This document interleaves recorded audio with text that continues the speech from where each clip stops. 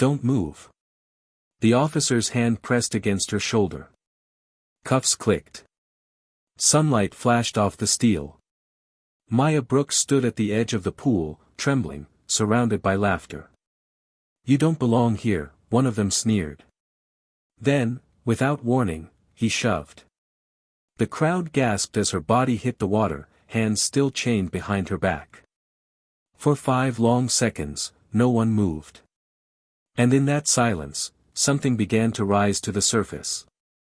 The laughter came first, sharp, echoing across the pool deck. Then came the shove. Maya Brooks, hands cuffed tight behind her back, stumbled forward. The sun caught the steel bracelets on her wrists as the officers jeered. "Stay out of this neighborhood, sweetheart. People like you don't belong here." One last push, and she fell.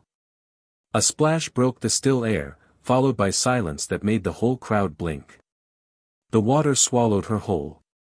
But what no one knew, what would surface seconds later, was that Maya wasn't just some intruder.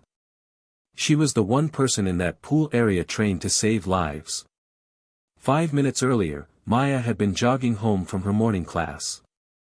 She stopped at the community pool, her own pool, to pick up a forgotten whistle from last night's kids' swimming lesson. That's when the 2 patrol officers arrived, responding to a "suspicious person" call from a neighbor. They didn't ask for ID. They didn't listen when she said, calmly, "I'm a resident here." They saw her brown skin, her athletic build, and the towel around her shoulders, and decided she was trespassing. "Turn around. Hands behind your back." Her voice trembled but steady, "You're making a mistake." The first officer smirked.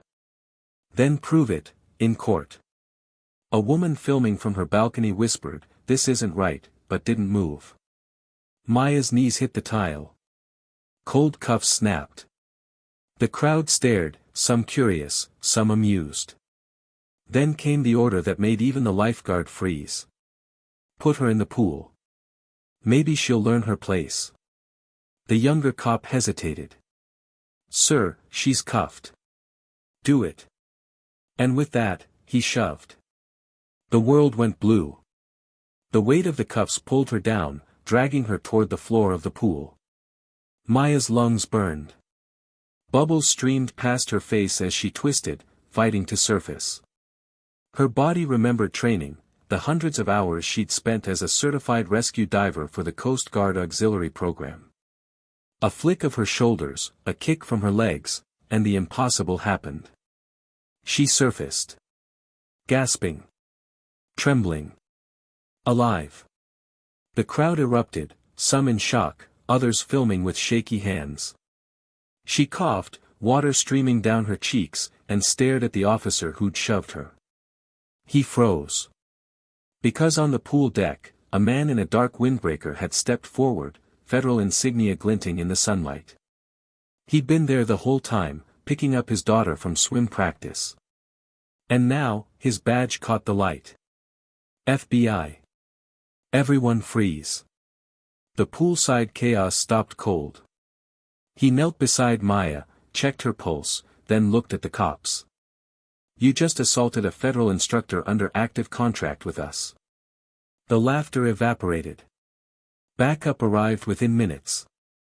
The same crowd that had watched silently now whispered in disbelief as the officers were cuffed themselves, led away dripping with shame. The balcony woman cried, "I'm so sorry, miss." Maya didn't answer. She was too busy breathing, steady, controlled, the way she'd taught her students to do underwater. The FBI agent handed her a towel. "You okay?" She nodded. "I've been through worse currents." The agent smiled faintly. "That's obvious." Hours later, as headlines spread, cuffed black woman pushed into pool, turns out she was a federal rescue instructor, the same community pool became a memorial site for justice. Someone placed a small sign by the ladder where she'd fallen. Respect is not optional. Maya returned to teach again the next week. No cameras. No crowds. Just her whistle, the calm water, and a dozen kids learning to float, because she knew what it meant to rise when the world tries to drown you.